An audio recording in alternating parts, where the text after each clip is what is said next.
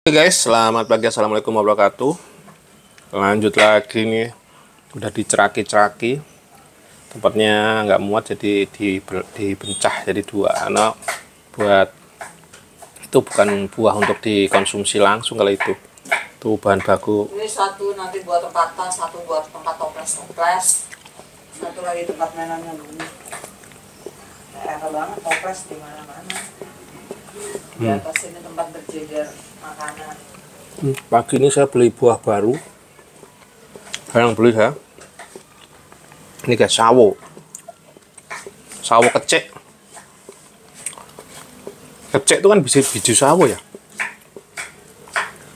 Dulu kalau saya di kampung nungguin punya tetangga ada yang jatuh, nemu satu, seneng banget. Kayaknya makan buah tuh nikmat banget, tapi cuman pengen doang karena nggak punya pohonnya guys.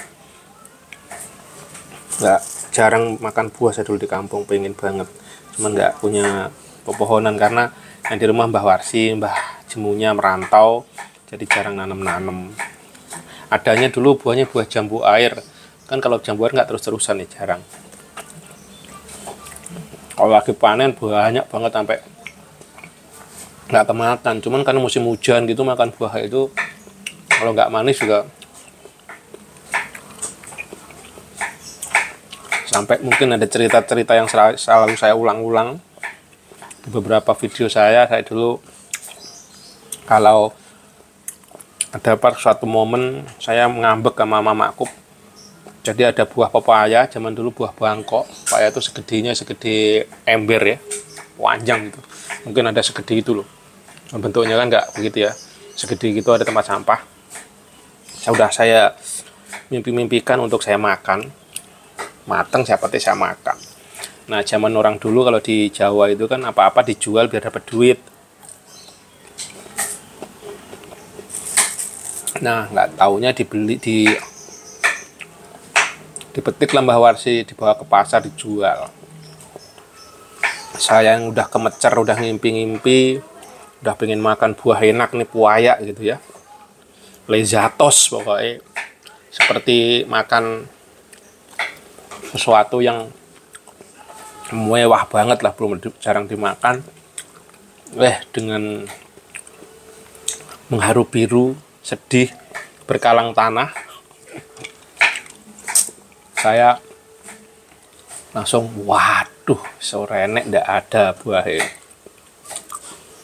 Menimbulkan amarah yang angkara murka. Akhirnya saya ambil arit, saya tebang itu pohon pepaya yang tingginya mungkin ada 6 meter atau 8 meter, yang gedenya segede badan las daya lebih.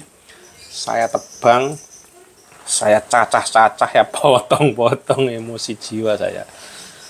Ibu saya pulang, Mbah Warsi pulang ke rumah, ngelihat pohon pepaya udah tergeletak menjadi almarhum.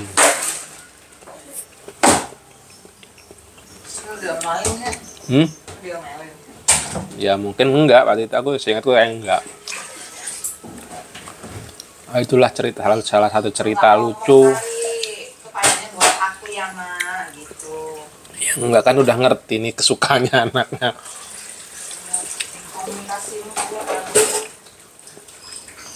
Masih kecil, masih SD kelas berapa gue ya? Lupa kelasnya kedua. Kan umumnya orang-orang, Mama nanti ini kalau udah matang buat aku ya. Nah, bersyukur pagi ini tidak harus mimpi-mimpi, diberikan rezeki sama Allah untuk bisa menikmati ini guys. Jadi ingat bahwa hidup itu harus bisa memilih untuk bahagia. Kalau dengar suhu siapa itu yang ada di TikTok, saya dengerin aja, ada ngaji filsafat. Bahagia itu tidak harus dikejar, bahagia itu tidak harus nanti, tapi berbahagialah detik ini juga. Apapun yang kita hadapi, apapun yang kita terima, pilihlah untuk bahagia. Kalau dalam kacamata Islam, dalam kacamata agama ya bersyukur, maka hati kita akan bahagia. Bahagia itu bukan nanti, pada saat nanti, tapi itu masih nggak tahu, masih goib ya, nanti ke depan apakah bahagia nggak tahu. Karena pilihlah detik ini untuk kita berbahagia apapun kondisi kita, maka bahagia itu hadir, bahagia itu nyata gitu katanya. Tak renung-renungi bener juga ya. Ya kalau dulu saya belum bisa mengejawantahkan atau menerjemahkan bahwa memang udah takdirnya payah itu dijual. Yang muncul dalam diri adalah emosi saya yang udah memuncak karena mimpi saya yang tiba-tiba udah membayangkan begitu indahnya. Kalau memang takdirnya belum payah itu dijual, ya akhirnya dijual. Andaikan pemahaman saya sudah sampai di situ ya, beda ya teman-teman.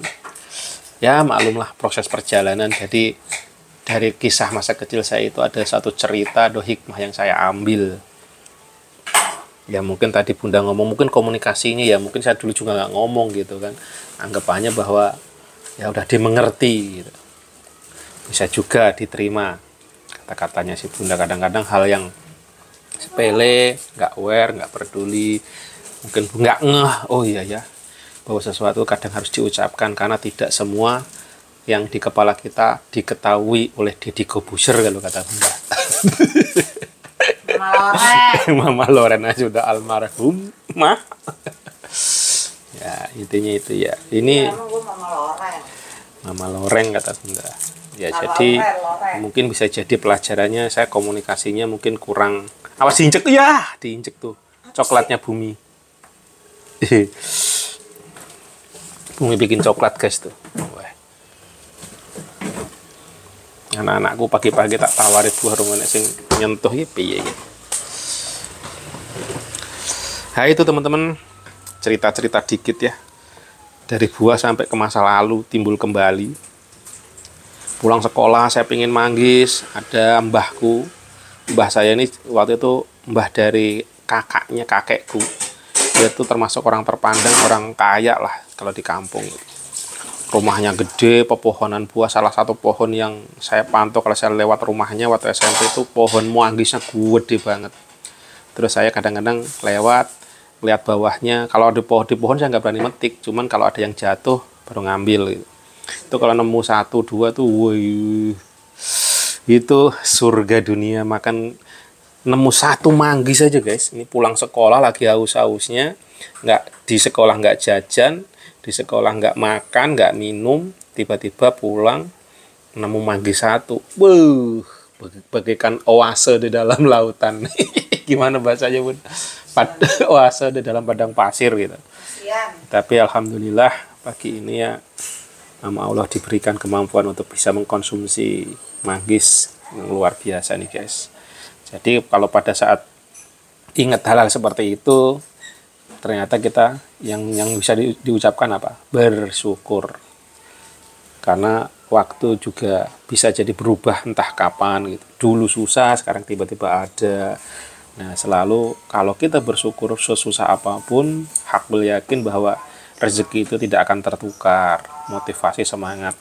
Oke, cerita buah pagi ini begitu teman-teman. Selamat berkarya, moga kita semua diberkahi, diberikan keberlimpahan kesehatan. Salam santuy dari Bu Sahabat ini yang lagi menggoes-goes di sana. Oke, see you. Assalamualaikum warahmatullahi wabarakatuh.